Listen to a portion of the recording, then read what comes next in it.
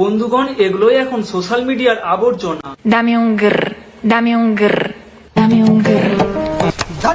মিষ্টি তুমি খেও না বেশি, বাড়বে তোমার সুগার। এতদিন যে সাজকে আমরা কিরণমালা সিরিয়ালের কটকটির সাজ হিসেবে জানতাম, আর এখন এরা সেই সাজকে ট্রেন্ড বানিয়েছে আর নাম দিয়েছে ট্রেন্ড নাকি আবর্জনা, তোমরাই করো বিচার। আরে ও কটকটির দল, তোমরা এগুলো বন্ধ রাখো, তাহলেই মঙ্গল হবে সবার। ছোটবেলায় আমি ঠাকুমার ঝুলি দেখতাম, আর ওখানে চিনেছি কেমন দেখতে হয় পেতনি। আর এদেরকেও দেখতে আমার অনেকটা ওই রকমই লাগছে, তাহলে কি আমি এদেরকেও বলতে পারি শ্যাওড়া গাছের পেতনি?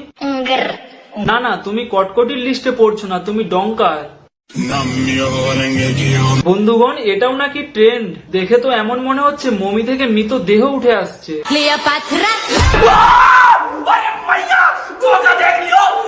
তো বন্ধুগণ, নতুন একটা ভিডিওতে তোমাদের সবাইকে সুস্বাগতম। রোস্টিং জগতের নায়ক আমি করবো এদের রোস্ট, আর তোমরা ভিডিওটার মজা নাও। চলে আসলো নতুন একটি পোস্ট। বন্ধুগণ, কিছুদিন আগে এরাই একটা গ্লাসে জল আর কিছুটা হলুদ নিয়ে পড়েছিল।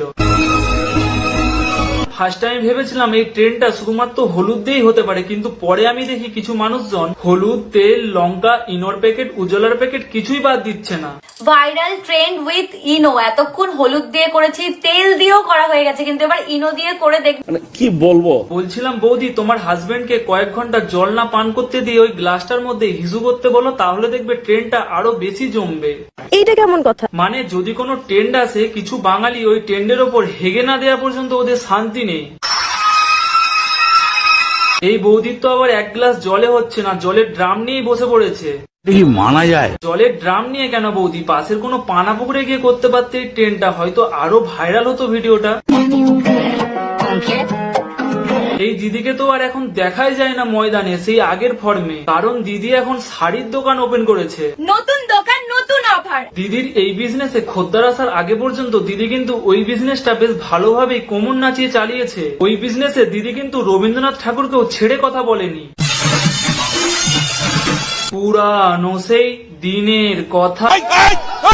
এগুলো কোনো উল্টো পাল্টা ভিডিও না, এগুলো হলো ট্রেন্ডিং সং এর ভিডিও। এই দিদির লাইফস্টাইলটা আবার একটু অন্যরকম। এই দিদি পার্ট টাইম ফেসবুক, ইনস্টাগ্রামে রিলস বানায়, আর ফুল টাইম নিজের শাশুড়ি মার সঙ্গে ঝগড়া করে। ভিডিওটা করতে কিন্তু আমার প্রায় 6 ঘন্টা সময় লেগেছে। 6 ঘন্টা টাইম নিয়ে রিলস বানাচ্ছে, কিন্তু এদিকে একবেলা রান্না করতে গিয়ে কেঁদে ফেলে। শ্বশুর বাড়িতে বৌমা কাজ না করতে পারলে বৌমা সবচেয়ে খারাপ। দিদির শ্বশুর বাড়ির লোকের বোঝা উচিত ছিল, দিদি বিয়ে করেছে সংসার সামলানোর জন্য, না রিলস বানানোর জন্য।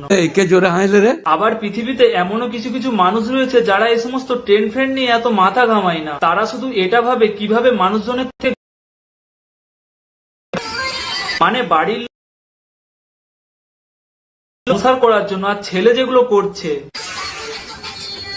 এদেরকে বড় বউয়ের থেকে তো বেশি দিদি বোন লাগছে। দাদা ভিডিও বানিয়ে এখনো পর্যন্ত কি কি অর্জন করতে পেরেছে আমি সেটা জানি না, কিন্তু দাদা ভিডিওর জন্য নিজের পুরুষত্ব হারিয়ে ফেলেছে, এটা বোঝাই যাচ্ছে। তো বন্ধুগণ, আজকের এই ভিডিওটা এখানেই শেষ করলাম। ভিডিওটা কেমন লাগলো ওটা কমেন্টে জানিও, আর এই ভিডিওটা যদি ভালো লেগে থাকে